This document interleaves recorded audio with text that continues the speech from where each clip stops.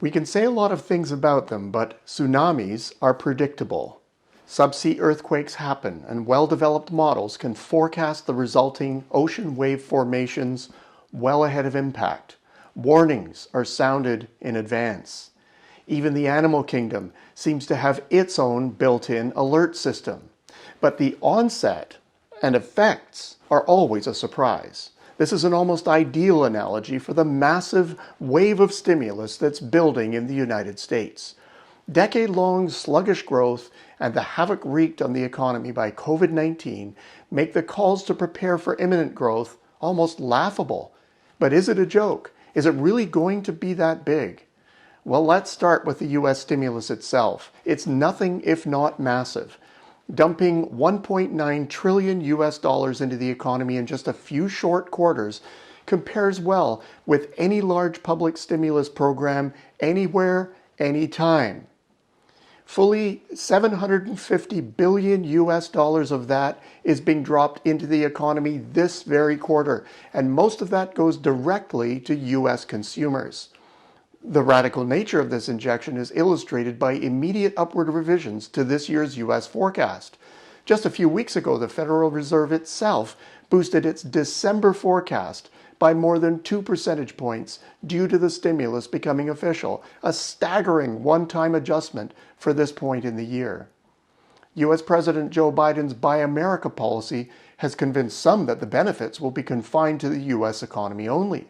Not so. Those provisions cover US government procurement only. Consumers can spend their checks in any way they choose. As such, Canada is estimated by OECD analysts to get a 1% boost to our bottom line from these US measures. Other countries in the OECD are expected to benefit as well, but none more than us. Moreover, the additional boost is on top of an already robust recovery year, so we need to be ready for what's coming. Now, are there any early indications of how big the wave will be?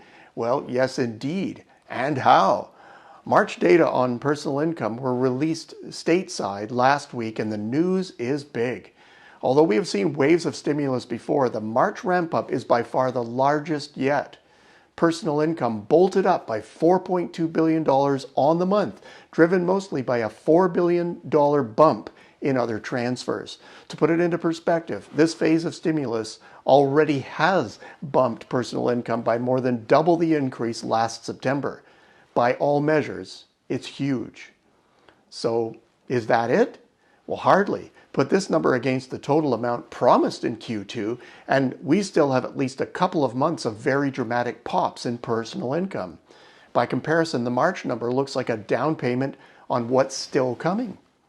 To this point, wobbles in the economy and stimulus moments have seen savings spike.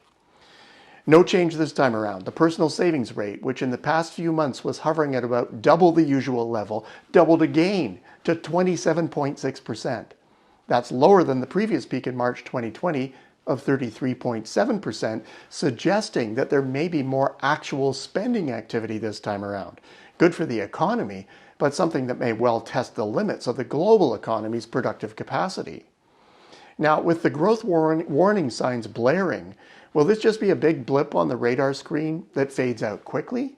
Far from it. The current stimulus program will continue for a full year beyond the initial dollop of dough. And there's talk of a follow-up program, anything from $2 to $3 trillion more, with the lion's share being devoted to infrastructure in many different forms. Initially, it was thought that this phase of stimulus would have a rough ride through the legislative process, but it seems to have support, and if it goes through, will add significant economic heft to an already tight situation. In that case, extra growth will definitely spill into 2022, so business would need to be ready to accommodate as much of that growth as possible.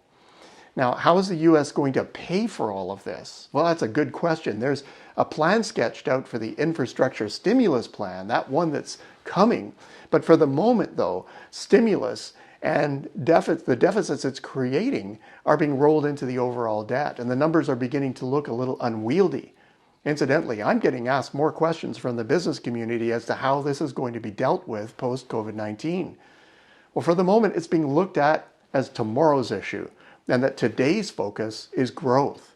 If we get today's agenda right, we may actually generate enough growth to significantly lessen tomorrow's problem. The bottom line? For now, strong growth and handling it appropriately seem to be today's tasks. It's hard to believe, but the tsunami is coming in. Now, if you're prepared to surf it, it could be the ride of your life. Until next week, I'm Peter Hall.